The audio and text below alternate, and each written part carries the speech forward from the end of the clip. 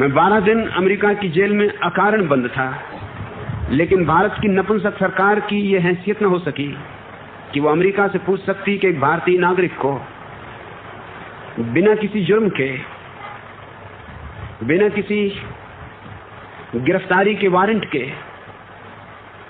12 संगीनों के दबाव में जबरदस्ती जेल में बंद रखना और ये मौका भी न देना जो कि उनका ही विधान है कि मैं अपने वकीलों से मिल सकूं या अपने वकीलों को खबर कर सकूं। भारत की सरकार चुप रही, भारत का राजदूत चुप रहा।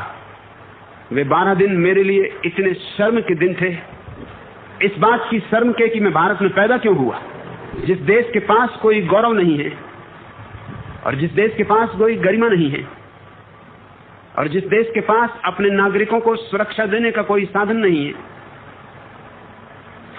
और कम से कम जिज्ञासा तो की जा सकती थी, पूछा तो जा सकता था आखिर भारत का राजदूत अमेरिका में बैठकर क्या कर रहा है।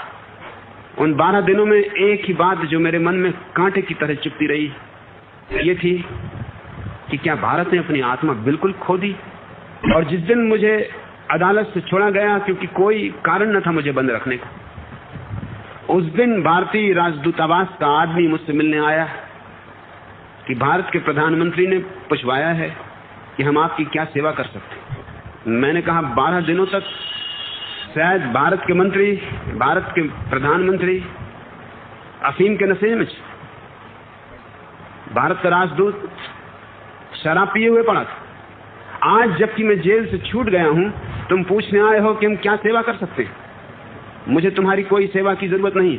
हाँ, कभी तुम्हारे प्रधानमंत्री को मेरे सेवा की जरूरत हो तो मुझसे पूछ लेना, और ज्यादा देर नहीं लगेगी, तुम्हारे प्रधानमंत्री को मेरे सेवा की जरूरत पड़ेगी। क्योंकि जिन 2 कौड़ी के लोगों को तुमने प्रधानमंत्री बना के बिठा दिया है, उनकी प्रधानमंत्री होने की हैसियत क्या है? क्या तुम्हारी मां को गोली मार के हत्या दे दी जाए तो तुम प्रधानमंत्री बनने के योग्य हो जाते हो? प्रधानमंत्री होना तो दूर, किसी दफ्तर में क्लर्क होने के भी योग्य नहीं होते। तुम्हारी मां और बाप दोनों भी अगर गोली से मार दिए जाएं तो भी किसी दफ्तर में चपरासी होने के लिए तुम्हें योग्यता की जरूरत पड़ेगी। ये कोई योग्यता नहीं है। लेकिन छुपाने के लिए कि हमने फिक्र की, और फिक्र तब की जबकि मैं जेल के बाहर हो गया। भारत 2000 साल से गुलाम था। इस गुलामी ने भारत को गरीब ही बनाया होता तो कुछ बड़ी बात न थी। इस गुलामी ने भारत को इस बात का स्मरण भी भुला दिया कि एक भीतरी समृद्धि भी होती, एक आत्मा का भी गौरव।